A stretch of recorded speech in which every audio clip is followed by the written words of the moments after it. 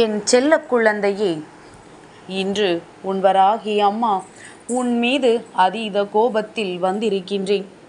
என் குழந்தைக்கு சற்று மனக்கலக்கமாக இருந்தாலும் அம்மா சொல்கின்ற விஷயத்தை நீ கேட்டால் உன் அம்மா என்னுடைய கோபத்திற்கு காரணம் என்னவென்பதை நிச்சயமாக உன்னால் புரிந்து கொள்ள முடியும். என் தங்கமே, கோபம் என்பது அத்தனை எளிதாக இந்த தாயானவளுக்கு தன்னுடைய பிள்ளைகள் மீது வருவது கிடையாது. அதையும் தாண்டி இன்று உன் மீது வந்திருக்கிறது என்றால் அதனால் நீ என்ன தவறு செய்தாய் என்பதை ஒரு நிமிடம் சிந்தித்து பார்க்க வேண்டும். என் தங்கமே, வாழ்க்கையில் உன்னை சுற்றி நடக்கின்ற சூழ்ச்சிகளை நினைத்து மனம் வேதனை அடைகின்றாய். உன்னை வீழ்த்த நினைப்பவர்களை நினைத்து மனக்கலக்கம் அடைகின்றாய். இனிமேல் என்ன செய்ய போகிறோம் என்று தவித்து நிற்கின்றாய். எத்தனையோ சூழ்நிலையில் எத்தனையோ பேரிடம் சென்று உதவிகளை கேட்டு அவர்கள் மறுத்து அந்த அவமானத்தையும் அன்று இரவு கண்ணீரோடு கழித்து வந்தாய். இப்படி எத்தனை எத்தனை கஷ்டங்களைத்தான் என் பிள்ளை நீயும் அனுபவித்து வந்தாய். ஆனால் சில நொடிகளில் யார் உனக்கு இத்தனை கஷ்டங்களையும் கொடுத்தார்களோ அவர்கள் உன்னிடத்தில் ஒன்றும் நடக்காதது போல பேசுகிறார்கள் என்றால் நீயோ அதனை ஒன்றுமே சொல்லாமல் ஏற்றுக்கொள்கின்றாய். அவர்களோடு இதுவரை எதுவுமே நடக்காதது போல பழகி கொள்கின்றாய்.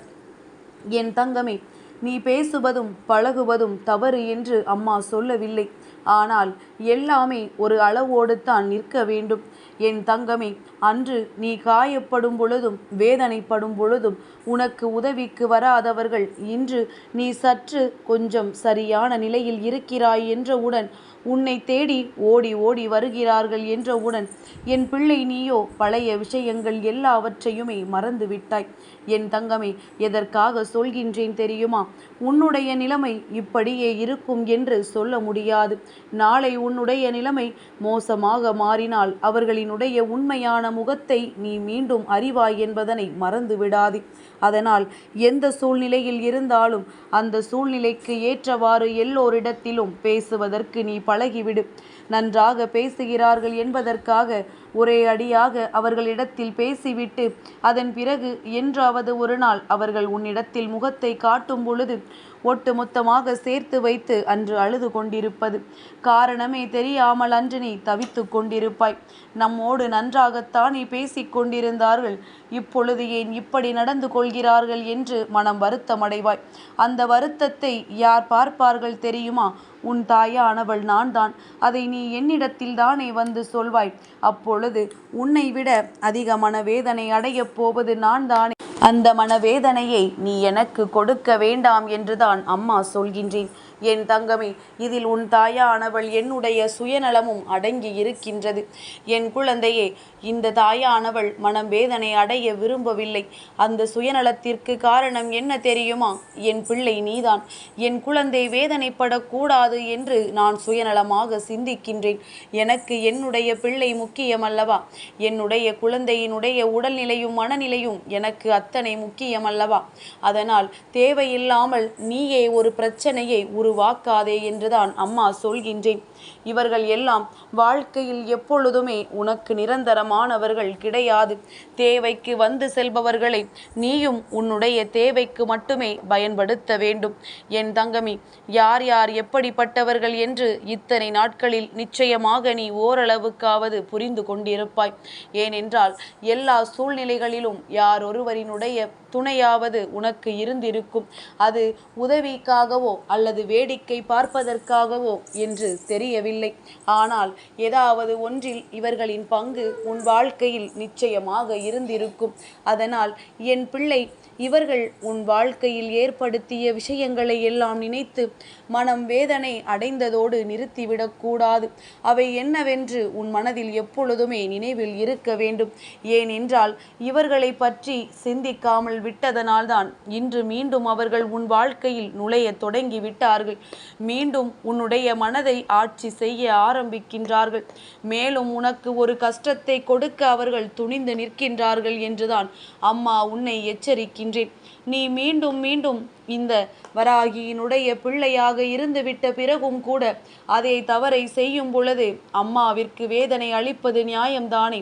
நான் உனக்கு ஒவ்வொரு முறையும் நியாயங்களை எடுத்து சொல்கின்றேன். உன் வாழ்க்கையில் இது நடக்கின்றது, இவர்கள் எல்லாம் இப்படி நடந்து கொள்கின்றார்கள், இவர்களிடத்தில் இப்படி கவனமாக இரு, இவர்களிடத்தில் எதுவும் சொல்லாதே, யாரிடத்திலும் ரகசியத்தை பேசாதே, குடும்ப விஷயங்களை வெளிக்கொண்டு செல்லாதே என்று எத்தனையோ முறை உனக்கு சொல்லி கொண்டிருக்கின்றேன்.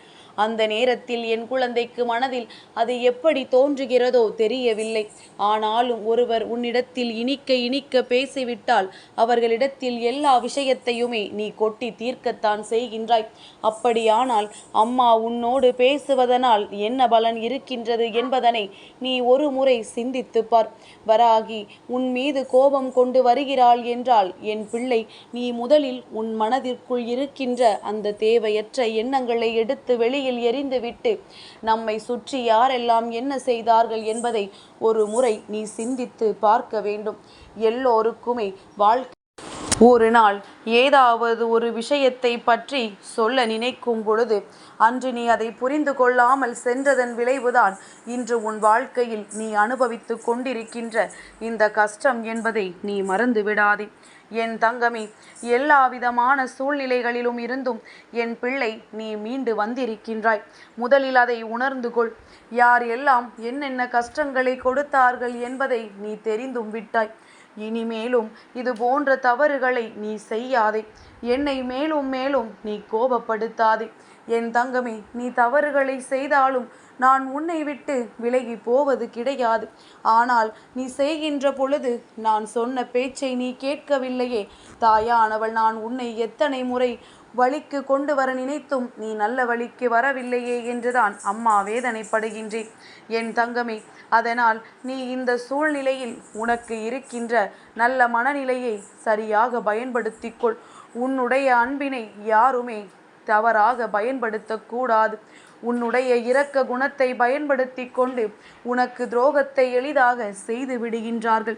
அதனால் இரக்க குணம் எந்த இடத்தில் இருக்க வேண்டுமோ அந்த இடத்தில் மட்டும்தான் இருக்க வேண்டும்.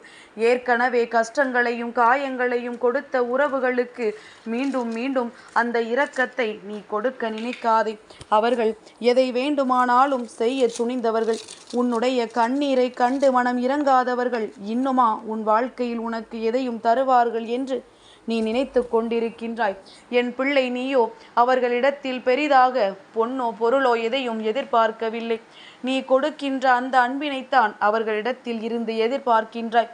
ஆனால் அதுவும் கிடைக்கவில்லை, அதுவும் வேஷமாகிவிட்டது என்று நினைக்கும் பொழுது அன்று உன் மனது பட்ட பாடு என்னவென்பதை ஒரு நிமிடம் சிந்தித்து பார்.